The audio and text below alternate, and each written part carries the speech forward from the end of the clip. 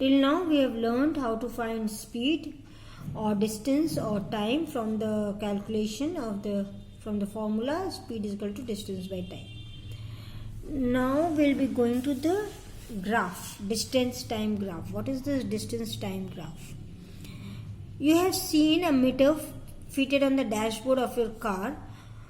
All the vehicles, they have a speedometer. This is known as the speedometer. Okay.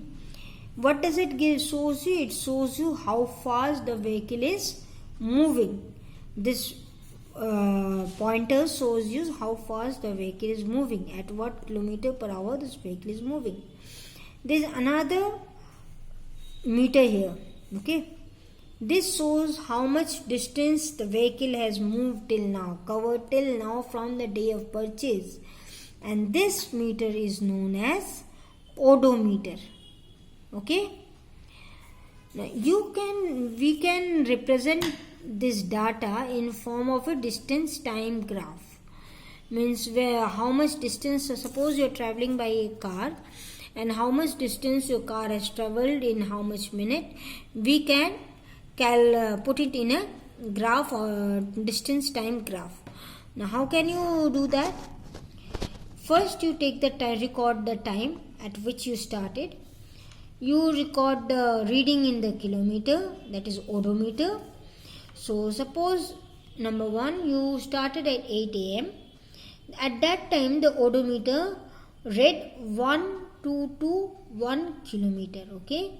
So the distance covered by you at 8 is 0 kilometer, because you have not yet started and your car is stationary, means it is resting. After 5 minutes, that is at 8:05, you see the odometer reading is 1223. That means how much? What is the difference?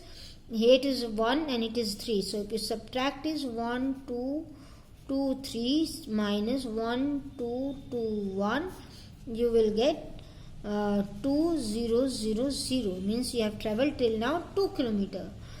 Now why I am subtracting this and this? Because this is the point when the car was at rest, and after 5 minutes the car, when it started moving, it covered, the odometer shows that it had covered this much distance. So what is the total distance covered? It is 2 kilometer.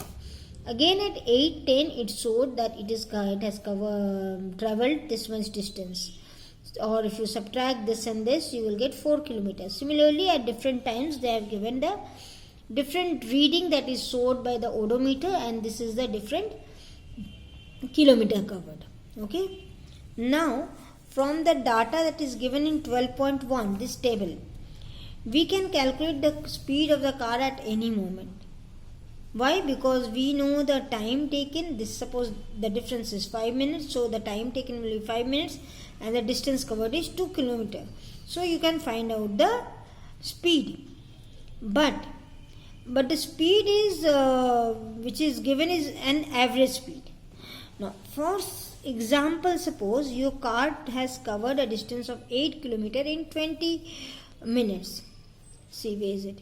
It started from 8 o'clock, 8 am, and it suppose stopped at 8:20 pm. So am. So what is the total time that the car took to travel was? Or the car traveled how much for how much time? 20 minutes. And how much kilometer it has traveled? It has traveled 8 kilometer. Now before I proceed, you must be wondering, although the odometer is showing 1221 kilometer, but here why it is written 0 kilometer? It is written 0 kilometer. Why? Because this much kilometer the car has traveled before, but then the car came and it was at rest. Suppose you kept your car in the garage. The next day when you started the car, before starting the car, you saw the odometer reading was this. So but that time you are not the car is not moving, so it has covered 0 kilometer. It is at rest. So that is why it is written 0 kilometer.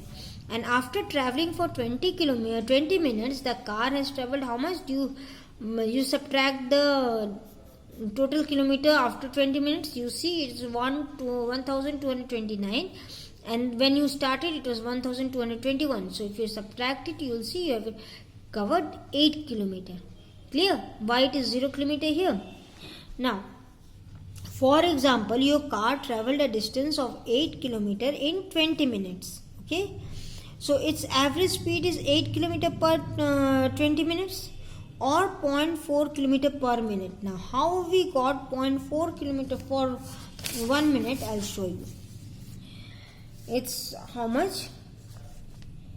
8 kilometer per 20 minutes.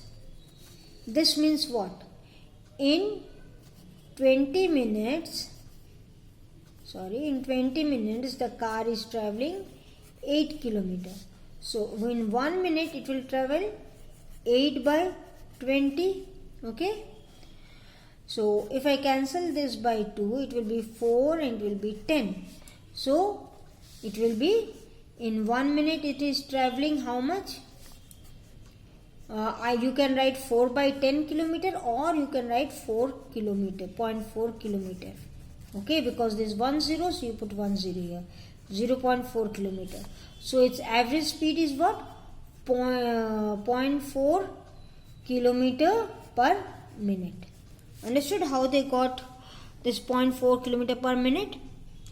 But you cannot calculate the distance covered by your car from the starting point at 8 o'clock, 2 p.m. AM, 8 o'clock and 2 minutes. Why?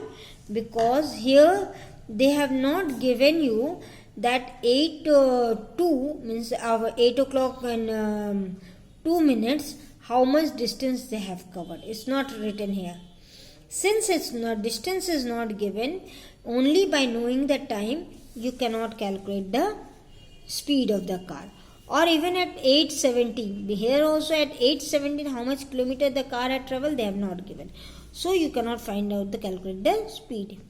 But this problem, suppose if I am very eager to know at how much, what is the speed of my car at 2 p.m. AM, and 8:17 AM, what I have to do? I have to make a graph like this, line graph like this, or distance time graph like this.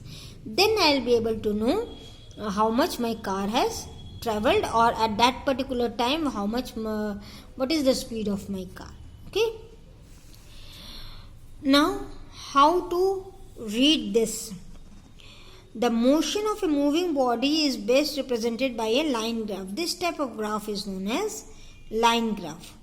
And this graph shows the various positions of a moving train. This graph is of a moving train which shows means at different points of time.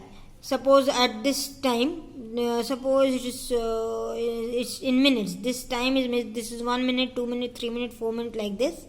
So at half minute, this is half minute, the this thing train was at, it didn't cover anything, it was just starting up. After 1 minute it had traveled this much. After the means, this is the graph. If you put it down here, and so and this is the distance covered. So 10 kilometer is traveled in more or less 1.5 minute. Then 20 kilometer it had traveled in, not 20, say if I draw a line here and a line here, it will be 12 or something kilometer, it traveled in 2.5 kilometer. So this is a line graph, as I told you, and by drawing the two axes means this is the x axis and this is the y axis. Okay, this is the x axis, this is the y axis. So, and each axis represents one quantity. One quantity means in one axis we will say time, and another axis we will say how much distance it has traveled. Okay, the horizontal axis means this one is known as x-axis, and the vertical axis, this is known as y-axis. The point of intersection of two axes is called the origin. So, at the point at where both the axes meets is known as origin, and it is O or 0, whatever you say. the positive values of x-axis are drawn along OX and the positive values of y are drawn along OY. In this chapter, we will be using only positive values. Now, if you see this graph, you see the O is in middle. This is x, this is y, this is y dash, and this is x dash. What does this mean? That when we get the positive values, because sometimes we get positive values, sometimes we negative values, but in this class we'll be only using the positive values, so all our graph will come this way. Otherwise, if we have negative values, then we come this way also. Okay, so here, as we'll be using only positive values, so no need of worrying about this part and this part, just you think about this part. Okay, so now let's come to the problems that is given. The distance covered by a moving body is given in 12.2 table. This table is given. At 0 seconds, the time is given in second and the distance is in meter. Okay. They have drawn the diagram here, but I'll be representing it here and showing it to you. So here, see, here they have given you the time and the distance. So what we do is, we measure distance here, time here.